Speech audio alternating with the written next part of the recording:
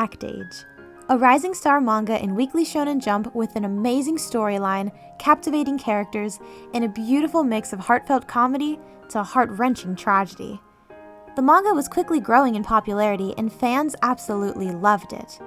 So why then was it cancelled?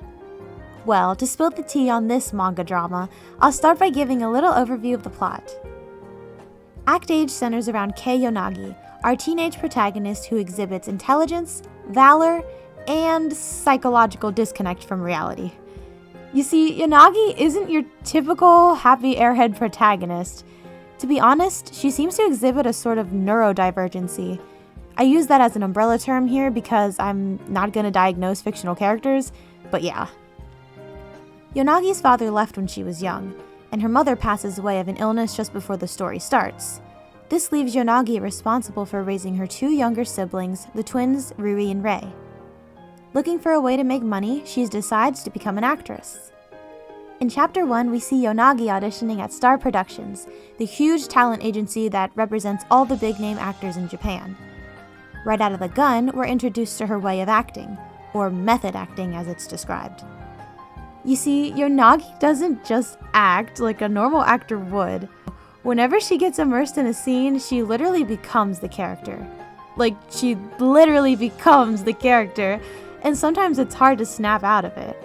She has a very hard time distinguishing between reality and acting.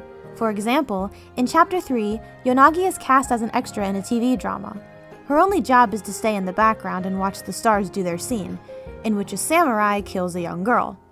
But Yonagi takes this way too seriously and continuously jumps in front of the samurai actor to prevent the murder from taking place. This results in them having to refilm the scene over and over because she just can't comprehend the line between reality and acting. So as you can see, her acting ability is amazing, but also kind of unhealthy. She ends up getting scouted by our secondary protagonist, Sumiji Kuroyama. Now, Kuroyama may look greasy, old, stinky, and honestly a little sus. But he's actually a famous director that's responsible for many movie masterpieces. So here's where the real story begins. With Kuroyama's help, Yonagi starts her journey to stardom. Each arc of the manga is basically a different acting job that she takes on. The first arc, or at least after the setup, is known as the Death Island arc. It's about Yonagi's first real role in a movie called Death Island, where a plane crash on a deserted island leaves a class of high schoolers to fight for survival. Drama happens on the island, and it gets dark pretty quick. I mean, come on, it's called Death Island. Eventually, the high schoolers fight to the death, killing each other one by one as they slowly go insane from being on the deserted island. Sound familiar? While filming Death Island, we're introduced to some of the supporting characters of the story, other actors who Yonagi will work with and end up befriending as well. Most notably, we meet the star angel, Chiyoko Momoshiro, the most famous rising actress who ends up becoming Yonagi's #1 rival for the story. And oh my gosh, just look at her! Look at her, she's so cute. Oh my god, she's so cute and pure looking. And she's literally called an angel in the story, that's why I'm saying it. To be honest, she kind of reminds me of Tenkujo from Idolish 7. Like, she's very good at acting, obviously. Looking angelic for the camera and then turning around to make a very threatening expression when she's mad. It's just, she's the perfect rival to Yonagi. They mirror each other really well. And trust me, you find yourself really rooting for Chiyoko as a reader. It seems that every time Yonagi wins, gets a new role, or is praised for her acting, Chiyoko loses her fame more and more. The writing is really spectacular and making you want to root for both the protagonist and antagonist. You really wish they could both win. This brings me to my next point, about the writing in Actage. It's insane. Like, seriously, the writing in this manga is just so good, okay? I think what makes it so good is the delivery of, like, the emotionalness and the tragedy. It just feels very realistic. And again, this manga is realistic fiction, so everything is really believable, which makes the pain really hurt even more. For example, my favorite arc in the story is the Galactic Railroad arc. And Guys, I literally remember crying real physical tears when I was reading this arc for the first time. Oh my god. I literally, basically Yonagi gets her first job stage acting with a theater company, and her and this other guy are the two main stars of the show. The guy is Araya Myojin, who's like this weird, homeless, sexy in a rat kind of way kid who was picked up by the theater company's director, and he thinks of him like a father figure and blah blah blah. But basically, Arya is very similar to Yonagi in that their acting is just scary good. The two of them put on this very emotional, beautiful performance about saying goodbye and coping with death once you lose someone very close to you. Again, beautiful, realistic theme that pulls at your heartstrings because it's just so realistic. Like, losing a loved one is something that almost everyone goes through at some point in their life. Honestly, if you never read this manga, you should at least maybe check out the Galactic Railroad arc because it really is a masterpiece in my opinion. Anyways, I'm getting off track. Yonagi and Arya have to give their performance knowing that the theater director, old man Iwao, he's sick and dying. Okay, ready? Spoiler. I'm gonna say a spoiler. He fucking dies the night of their opening night performance in just, oh my gosh.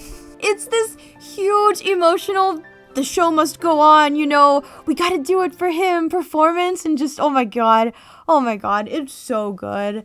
They put on the show about coping with death while their director, role model, father figure literally dies in the process.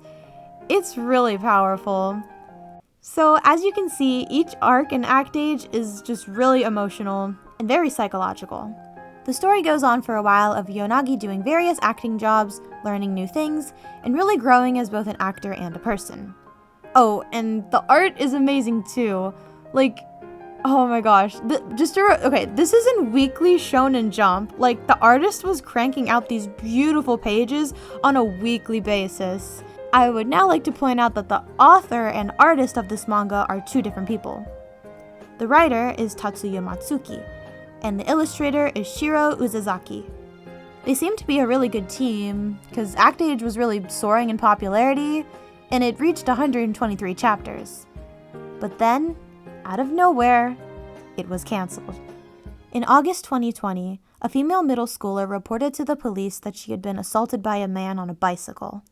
Police quickly investigated the situation and found security footage of the assault taking place, as well as another female middle schooler getting assaulted by the same man as well. Due to having it all on camera, it was really easy to track down the culprit, Matsuki, the writer of Actage. According to the Tokyo Metropolitan Police, there was no question that the man in the footage was him. Matsuki was then arrested on August 8th. Soon after, Shonen Jump made its decision to drop Actage, canceling the entire series right after chapter 123. Many fans were glad that this decision was made, yet many still remained heartbroken. Again, Matsuki was only the writer of Actage, so by committing this crime and getting his manga cancelled, he ruined the career of Shiro Uzazaki, who's the illustrator. I actually didn't know this until researching this for this video, but Uzazaki is a woman. Now, imagine being her and having your rising star manga get cancelled all because your partner, a man with audacity, commits such a disgusting crime. It really is heartbreaking, and I can't stress this enough. Again, this is Weekly Shonen Jump we're talking about, like literally the biggest, most popular manga publisher in the world, really, guys. So my heart really goes out to Uzazaki, and I hope she finds a new partner to work with someday and will continue to illustrate manga, because she did nothing wrong. Now, back to scumbag Matsuki. His court trial took place on December 23rd, and here he was sentenced to 1 year and 6 months in prison. However, his defense team fought really hard in this trial, and apparently his sentence got suspended for 3 years. Basically, guys, he's getting off with a warning.